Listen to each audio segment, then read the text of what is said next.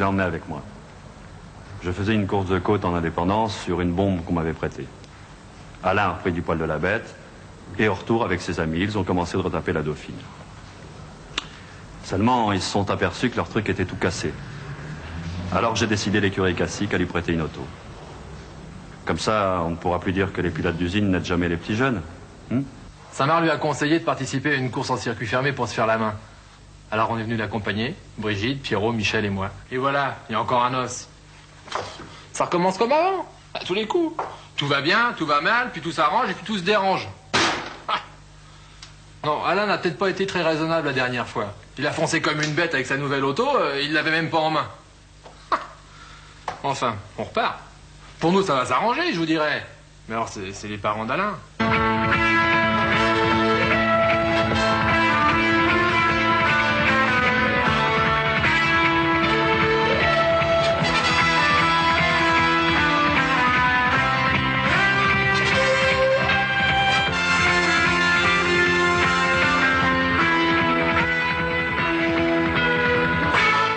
Très bien que si on lui retire la gorge, ce sera des hurlements et des grincements de dents. Oh, bah ça, c'est un moindre mal, hein. Et de plus, ça ralentira ses activités sportives. Tiens, bonjour mon fils. Ça, maman. Salut, tout ça. Alors, de quoi s'agissait-il? Oh, nous avons du matériel à rentrer et ça pose un problème. Ils ont prévu de le rentrer dans le hangar où est installé Alain. Et sortir toutes les autos. Ta mère voudrait en profiter pour mettre un point final à la compétition. Surtout depuis la dernière course où il a eu son accident. J'estime qu'il nous a menti. Il avait promis d'être prudent. Et tout le monde a confirmé qu'il roulait à des vitesses insensées. Il ne se rend pas compte. Quand j'y cours maintenant, j'ai peur du téléphone. Toute la journée. Qu'est-ce que tu en penses? Ça fait 6 mois qu'on n'écoute pas un mot de ce que je dis. Et maintenant, on me demande mon avis. Eh ben, vous êtes rapide. Vous comprenez vite. Alors maintenant, Alain n'a plus un rond. Il a sacrifié tous ses temps libres à la compétition. Hein? Il a vendu sa propre voiture pour en réparer une qui ne lui appartient pas. C'est-à-dire qu'il est quasiment obligé de continuer à courir. Et que, vu son état financier, il est quasiment obligé de gagner. Et vous vous apercevez maintenant que ça va trop loin. Pensez pas que c'est un peu tard, hein? Armand, je t'en prie. Ne te complais pas à jouer l'avocat du diable. Il y a simplement un problème à résoudre. Un de plus.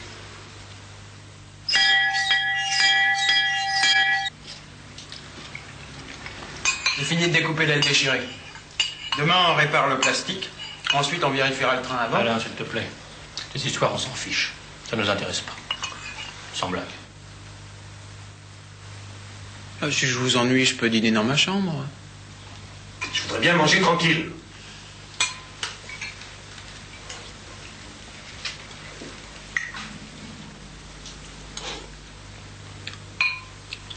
Je me pose une question, Alain. Non, il ne faut pas dire je me pose une question, Alain, mais je te pose un traquenard, Alain. Oh, qu'il est énervant. C'est pas moi qui suis énervant, c'est vous qui êtes énervé. Dis-moi, tu es peintre en carrosserie automobile, mais c'est provisoire. Tu fais de la compétition, mais c'est provisoire aussi. Alors je voudrais bien savoir quel sera ton métier, de quoi sera fait ton avenir. Comment l'imagines-tu, hein? Encore? La version de la semaine dernière ne te satisfait pas. C'est extraordinaire, c'est de moi qu'il s'agit et je suis le seul à ne pas être inquiet.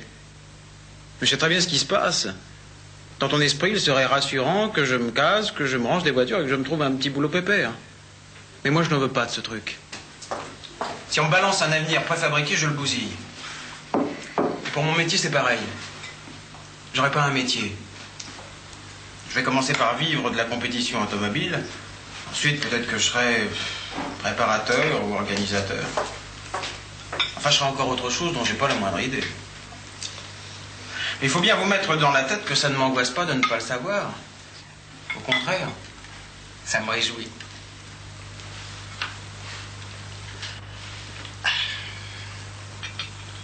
Merci. Bon, moi je suis fatigué, je monte. Au revoir, maman. Salut, papa. Salut, gros.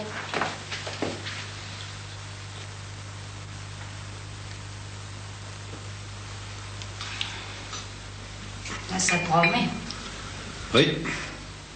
Il faut avouer que la variante de ce soir... Bon, bah je vais faire comme lui, moi. Au revoir, papa. Au revoir, maman. Je ne suis peut-être pas un illuminé idéaliste, mais j'ai les pieds sur terre. Je n'ai pas voulu le dire devant lui, mais Alain est coincé. Il a investi son dernier capital, l'argent de sa dauphine, pour réparer du matériel qui ne lui appartient même pas. C'est-à-dire qu'il est extrêmement vulnérable. Alors de deux choses l'une. Soit il pile auto, et il renonce pour très longtemps à la compétition automobile, s'endettant pour réparer. Soit Vauclair lui demande de lui rendre sa voiture, et il se retrouve en culotte courte. Dans les deux cas, la course est finie pour lui. Alors, Lagrange est libéré, et les problèmes sont résolus.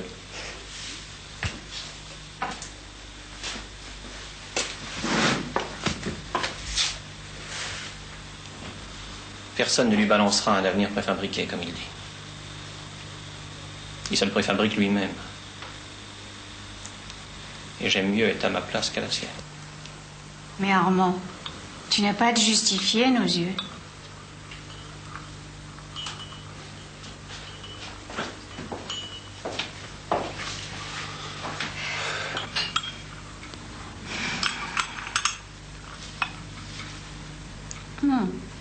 J'ai oublié de mettre du sucre.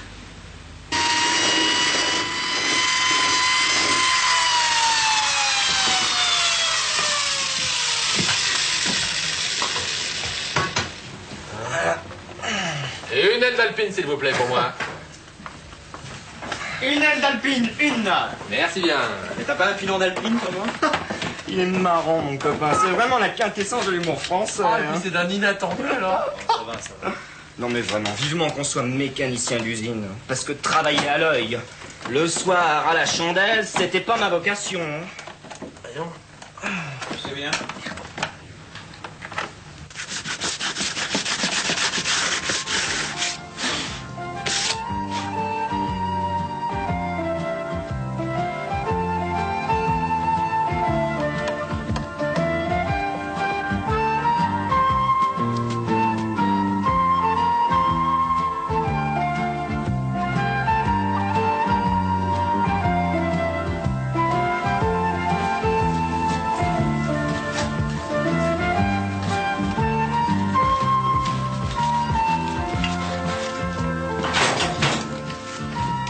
Samar te pardonnera quand il verra l'auto flambant neuve. L'autre jour, il était pas très content. Hein. Je me demande ce qu'il a pu raconter à Vauclair, parce qu'après tout, c'est grâce à lui qu'on a l'auto, non? Ouais, c'est pas bien parti. Il pense que je suis un charlot. J'ose même pas aller le voir au service compétition pour contrôler le parallélisme. Oh, faut pas faire de complexe, hein. Je suis un pilote d'usine avec une auto moins puissante, c'est pas mal pour un bousilleur. Et je pense que pour Vauclair, un bon résultat et un bon temps, c'est la seule chose qui compte, non? Ne lui dis pas ça. Regarde-le, il mousse. C'est tout pour ce soir. On ira l'essayer quand elle sera sèche. Ok. Au revoir. Bon, à demain. Demain. Allez.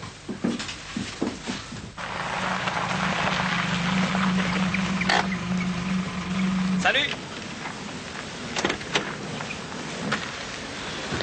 Ah. Encore une bonne journée de tirée, hein? Ah. Salut. Ça faut avouer qu'elle est magnifique. Oh. Oh. Ça, vous avez fait un drôle de boulot. Hein? Ah, mon frère, visage rose, ou gros ventre à la langue fourchue. Tu vois, Alain, quand je vois cette voiture, eh ben, je comprends ta fierté. Ah oui, oui. Parfois, j'ai tendance à t'encourager. Seulement, je sais qu'il va t'arriver des bricoles. Méfie-toi. Tu es en train de t'engluer dans un épais cauchemar dont tu auras beaucoup de mal à te dépêtrer. Je ne me suis jamais senti aussi bien qu'en ce moment. Cauchemar, c'est toi qui l'inventes dans ta grosse tête. Tu n'as rien compris. Arrête, j'ai très bien compris.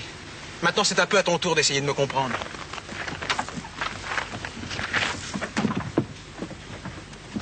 Mais où vas-tu? On dîne dans 10 minutes. On se demander un truc à Brigitte et je reviens dans 10 minutes.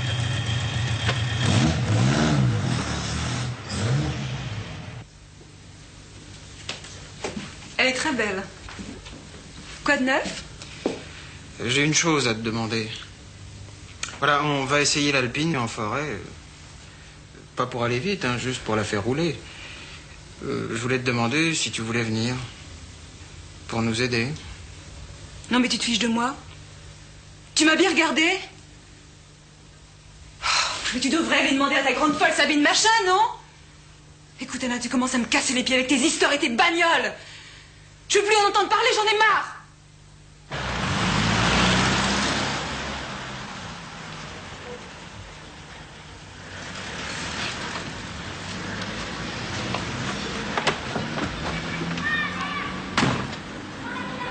Tout le monde m'en veut.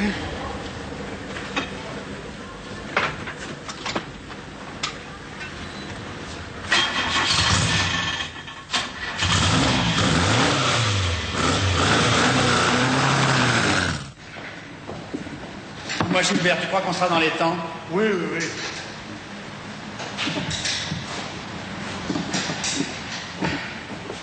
Alors, réparer? Pas eu trop de mal? À faire quoi? La réparer. À réparer quoi? La voiture? Je comprends pas de quoi vous voulez parler. C'est bien mon auto. Oui, mais réparer? Non? Comment ça, non? Comme ça se prononce? C'est un petit plaisantin. Donc, qu'est-ce que tu penses de la réparation? Réparation? Quelle réparation? Mais la réparation de son accident! Et quel accident? Elle est toute neuve. Bon, les enfants, je vous laisse. J'ai pas le temps de faire joujou, hein. Je crois qu'il va y avoir des suicides ce soir. C'est bon, t'en fais pas, on a tout réglé, tout contrôlé, c'est impeccable. Ok, merci.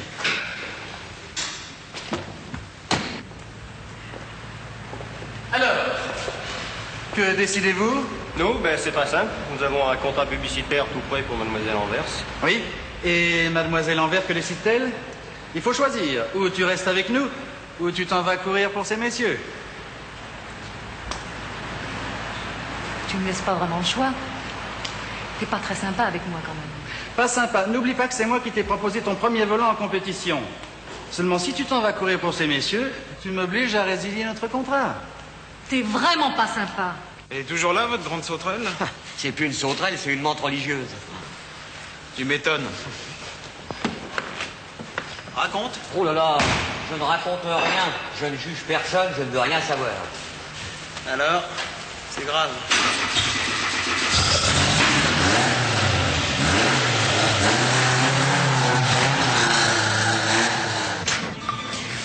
Salut. Salut. Salut. Question à 100 francs, tu m'accompagnes pour essayer la bagnole en forêt? Réponse non, je dois rester au café. Tu as perdu, la bonne réponse c'était oui. Non, sérieux, mes parents sont sortis, je dois rester ici. Mon ami Michel? Il n'est pas là. Je sais pas, moi, va faire un tour tout seul. De toute façon, ça doit marcher, non? C'est ça.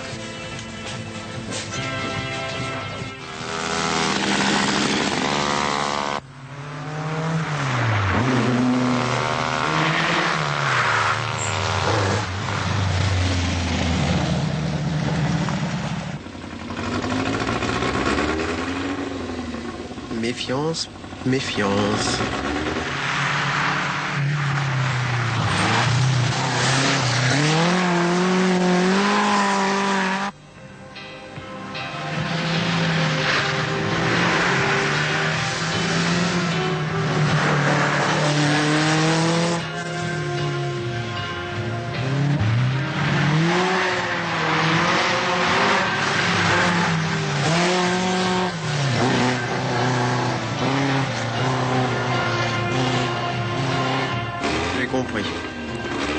Les Zoulous sont lâchés sur leur terrain de chasse. Je les laisse filer.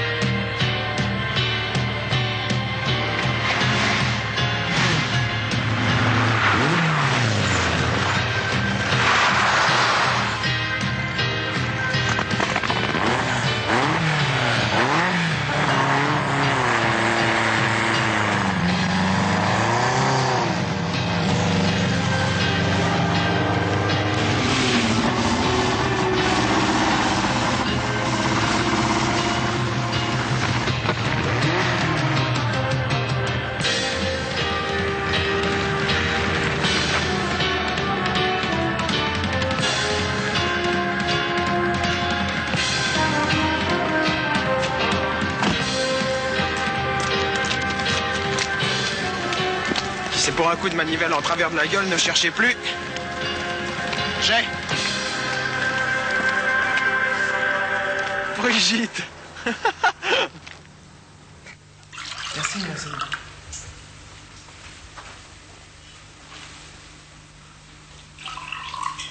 Vous faites du bien. Et l'auto, c'est à toi? Eh oui, c'est à moi. Et qu'est-ce qui t'a pris de l'acheter? Je ne suis pas la seule bonne femme à conduire une auto, tu sais. Je sais. Et pourquoi celle-là? Parce qu'elle va vite. Mais enfin, qu'est-ce qui t'a pris? Qu'est-ce qui m'a pris? Mais comment oses-tu me poser une question pareille? Il m'a pris que j'en ai assez de te voir jouer à la vedette alors que tu n'en es pas une. J'ai décidé de faire pareil. Ah. Si, si. Tu es une grosse cachetière. Mais du tout, je ne suis pas si grosse.